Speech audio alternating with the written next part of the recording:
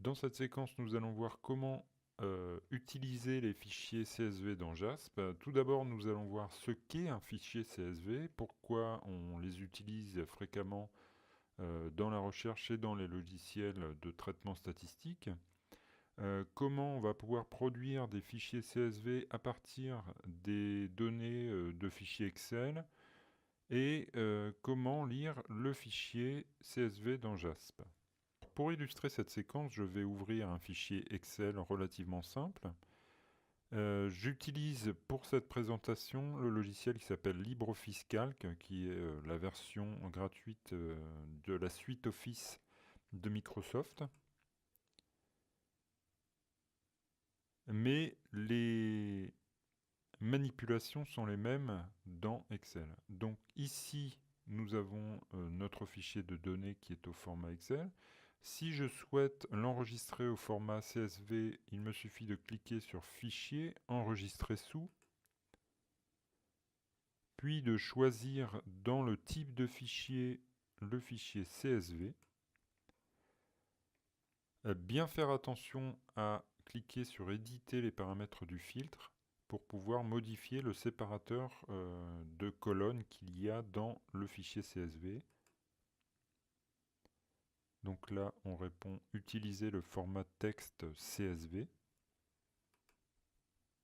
Alors, il est important, lorsque vous allez exporter votre fichier texte, de choisir un format de données qui s'appelle UTF-8, qui va pouvoir permettre au logiciel JAS d'interpréter les accents, notamment si vous avez des données textuelles dans vos fichiers de données. Le séparateur de champs, il faut choisir le point-virgule. Je vous expliquerai pourquoi après, lorsque nous allons ouvrir un fichier CSV. Pour le séparateur de chaîne de caractères, laissez la double guillemets et ensuite, en faisant OK, on va pouvoir enregistrer le fichier au format CSV, puisque si on regarde en haut de la fenêtre, on voit que le format de fichier a changé. Pour voir ce qu'est un fichier CSV, nous allons ouvrir ce fichier avec un simple bloc-notes.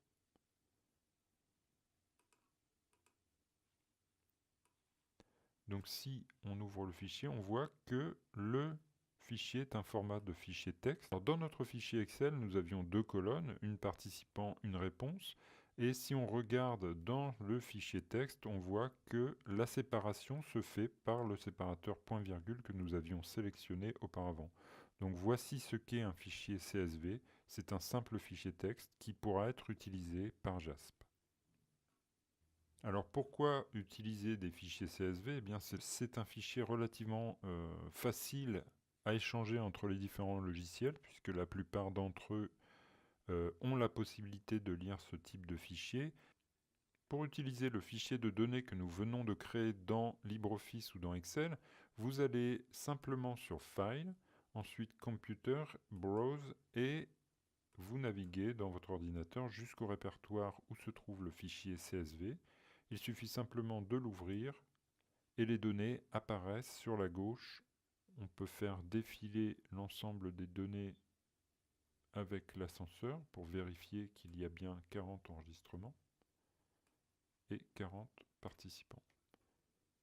Alors veillez toutefois à bien choisir le format de données, la qualité des variables que vous avez importées dans le logiciel JASP. En effet, vous avez trois types de qualités de variables différentes. Est-ce qu'elles correspondent à des variables numériques?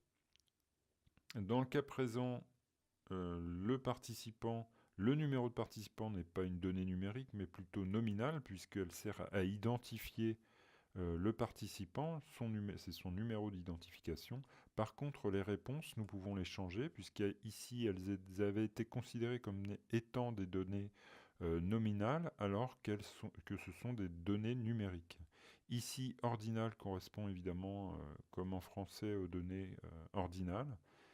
Et pour les données numériques, c'est la petite règle, donc scale. Une fois que la qualité des données a correctement été sélectionnée, vous pouvez vous rendre dans les différents tests statistiques que vous souhaitez réaliser.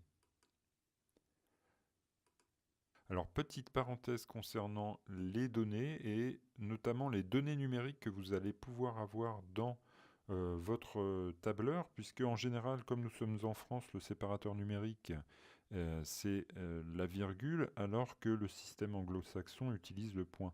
Donc si vous avez récolté des données numériques dans votre fichier de données et que celles-ci sont séparées par une virgule, il est important de modifier cela avant d'exporter votre fichier au format CSV.